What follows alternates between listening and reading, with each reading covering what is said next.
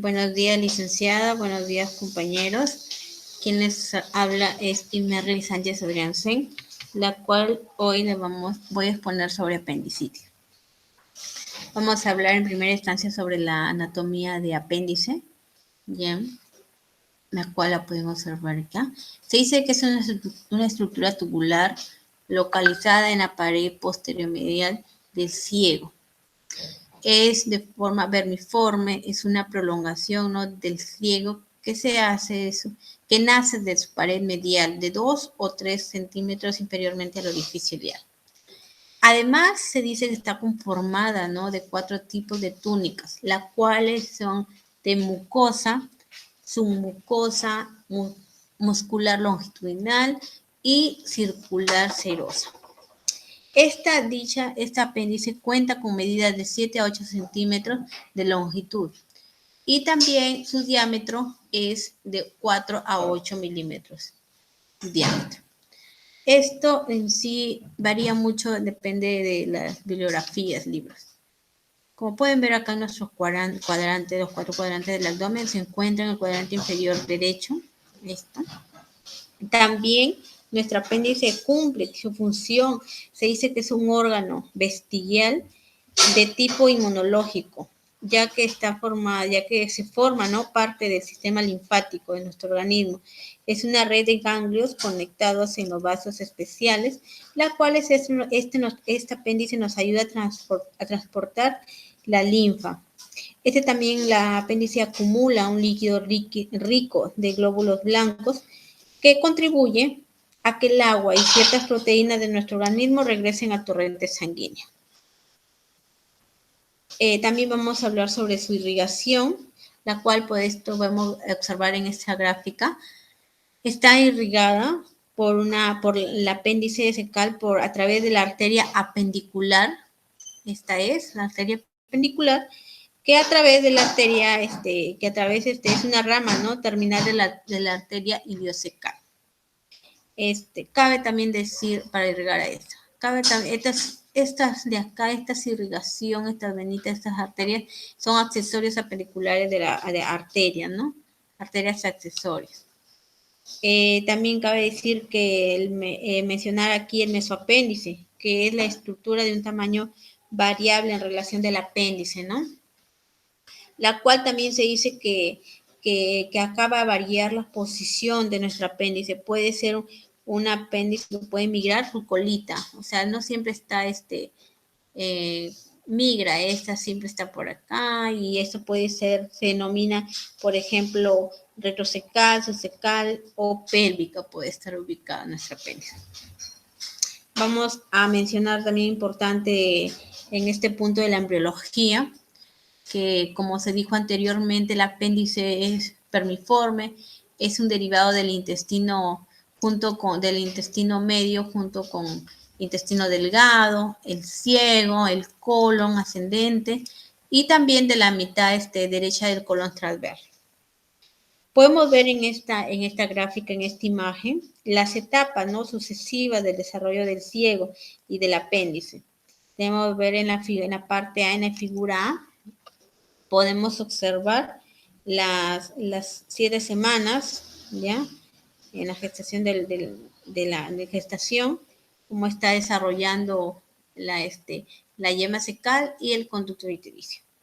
Podemos ver en la figura B, a las 8 semanas, cómo va desarrollando el ciego y el apéndice, cómo se va formando, ¿no?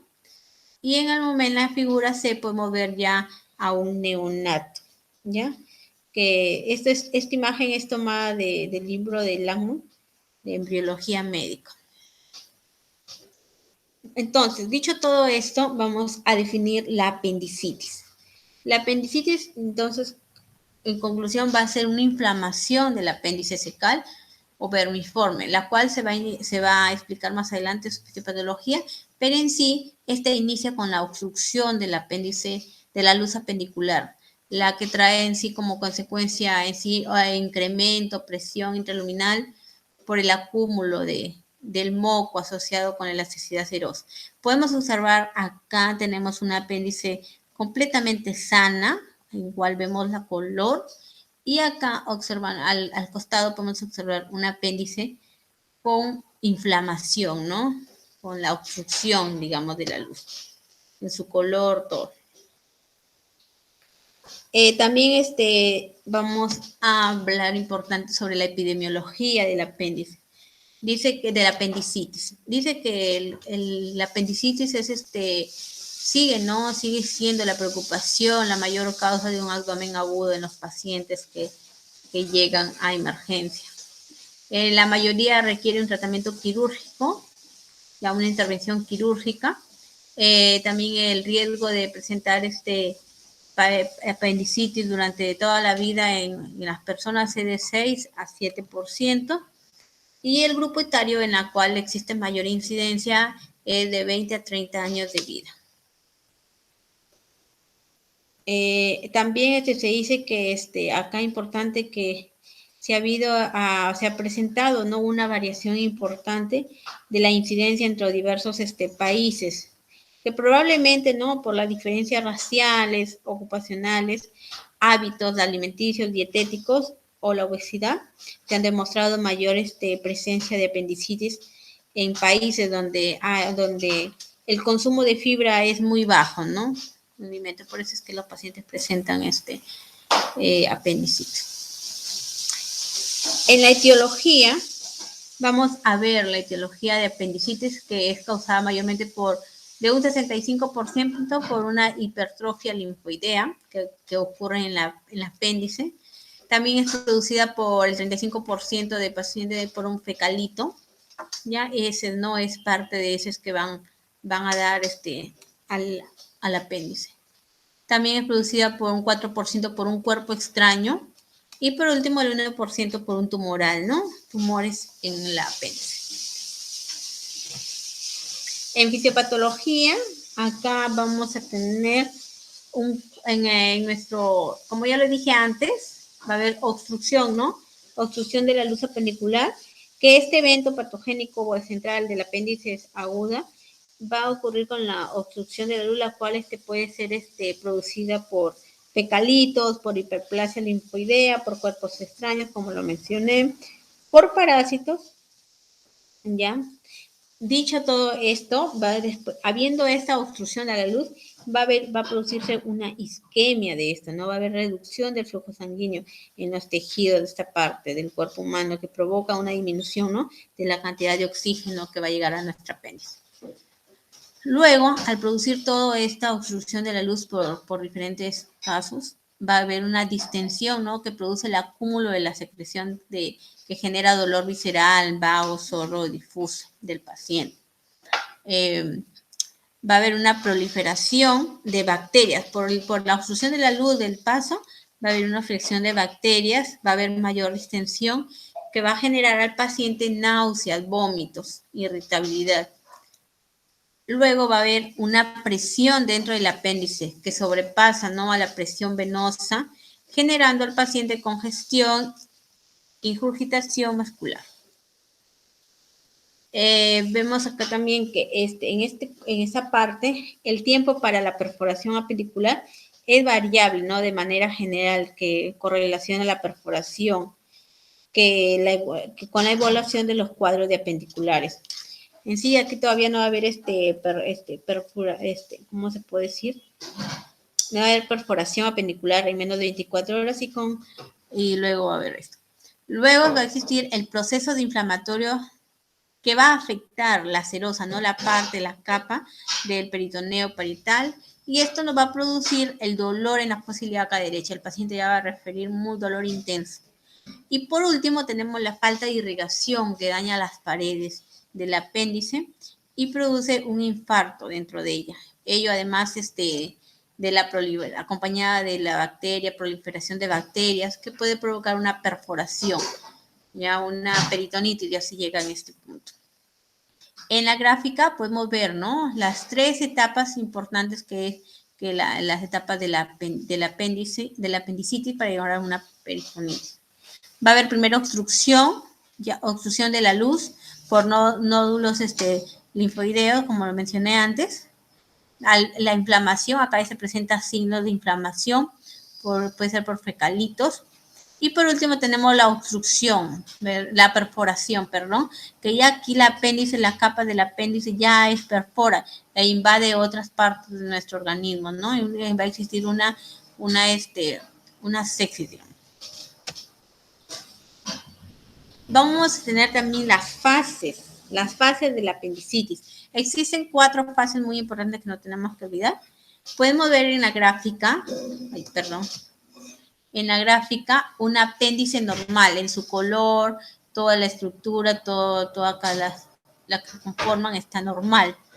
Entonces, empezamos por la primera fase, que es la apendicitis congestiva o catarral. En esta fase ocurre ahí la primera, ¿no? La primera es la obstrucción del lumen apendicular que se acumula aquí. Aquí va a haber una acumulación de secreción mucosa, como lo mencioné, y agudamente va a ser, se distiende el lumen y por eso va a aumentar la presión intraluminal y luego va a producir una obstrucción venosa, acúmulo de bacterias y una reacción del tejido linfoide que puede ser un exudado, como lo ven ustedes.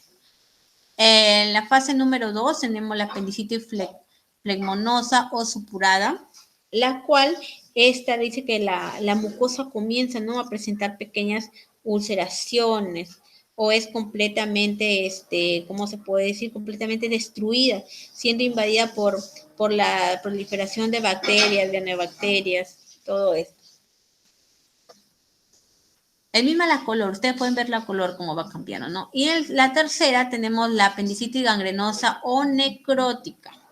Acá podemos ver que el cuadro del proceso flemonoso es muy intenso, ¿no? La congestión remora local y la distensión del mismo órgano del apéndice produce una anoxia de los tejidos, ¿no? A ello se agrega la mayor virulencia de las bacterias y a su vez va a haber el aumento de la flora anaerobia que llevan a una necrobiosis. Eso es lo que va a producir en esta fase 3. En la fase 4, que es la perforada, acá existe una apendicitis ya perforada, es cuando como la misma dice, las perforaciones, ¿no?, pequeñas que se hacen más grandes, que en sí generalmente en el borde antimesentérico y adyacente es a un fecalito o un líquido peritoneal. Aquí existe ya perforación, ya se también.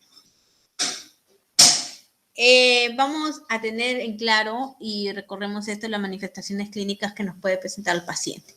En primera instancia va a presentar el paciente vómitos, dolor abdominal, fosa ilíaca derecha, dolor intenso, va a presentar una posición antálgica, ¿ya? Va a presentar fiebre, 38 grados, dolor al miccionar, va a presentar también náuseas, y por último también puede presentar constipación o diarrea, ¿ya? Esto es el paciente lo que puede presentarnos. También recalcar que se presenta dolor a la palpación en el punto de Marburger, que más adelante lo vamos a explicar, situado anatómicamente en la línea imaginaria de un tercio de distancia de la espina ilíaca. ¿Okay? También el paciente va a tener los signos, ¿no?, que vamos a tener en cuenta nosotros. La secuencia de Murphy, ya que son 3, ya tener en cuenta. Dolor abdominal en el paciente, náuseas y vómitos y fiebre. Ahí sospechamos, ¿no? Es un signo de que el paciente pueda tener apendicitis. Después tener en cuenta la tríada de Dialafoy. Son 3, aquí la tríada, por algo. Tenemos que ver que el paciente va a presentar hipersensibilidad de la piel, contracción muscular refleja, va a tener defensa al momento de contraer esa parte de la fosa ilíaca derecha. Va a haber dolor a la presión del punto de Marburger, o sea, presionamos, que más adelante te les va a explicar este punto, cómo examinarlo. Muy bien. Acá tenemos los puntos que sí que es para los signos, ¿no? Cómo se vamos al examen físico, cómo vamos a evaluar a nuestro paciente. El punto de Marburger, que se dice, ¿no?, que es iniciado de 6 a 12 horas iniciado el cuadro de inflamación del apéndice. Este se extiende a los órganos adyacentes que están cerca, ¿no?, y al peritoneo parietal. Por esto va a ocurrir el motivo por el cual el punto de Marburger es positivo al examinar al paciente. Cogemos a nuestro paciente, hacemos que que se descubre el abdomen, ¿no? Lo ponemos en una camilla que esté cómodo él, aunque en sí por el dolor intenso va a presentar mucha irritabilidad.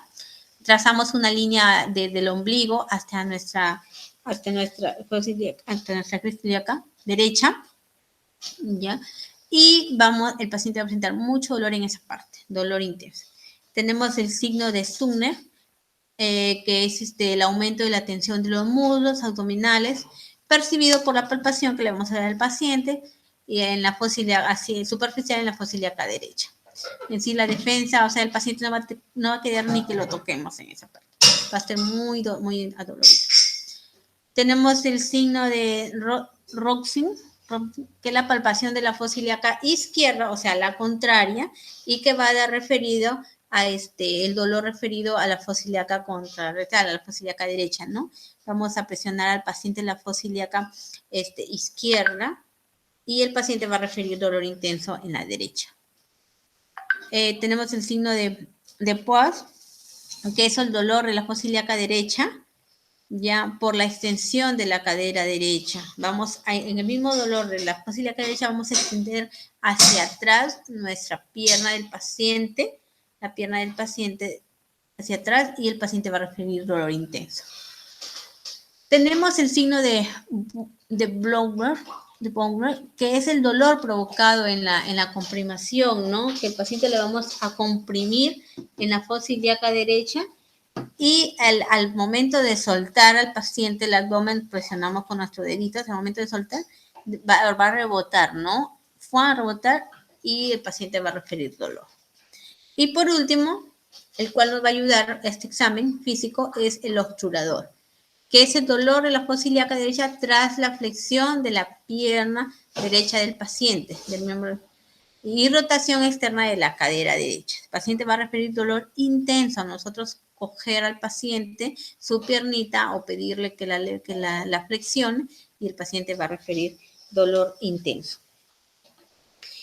También estos pacientes deben empezar en sí desde que inicia, pues, ¿no? Todo el trabajo de enfermería, que es controlar sus funciones vitales, tranquilizar al paciente, ya ver su temperatura, ya los signos clínicos de apendicitis en sí son frecuentemente los signos de los pacientes con apendicitis son inespecíficos, pero se dice que también conforme a la inflamación progresiva, el involucramiento del peritoneo parietal ocasiona sensibilidad del cuadrante inferior derecho, que esto puede evidenciarse con el examen físico, ¿no? Que le vamos a dar a nuestro paciente, que totalmente irritado, y no olvidar también la posición antálgica del paciente por el dolor causado.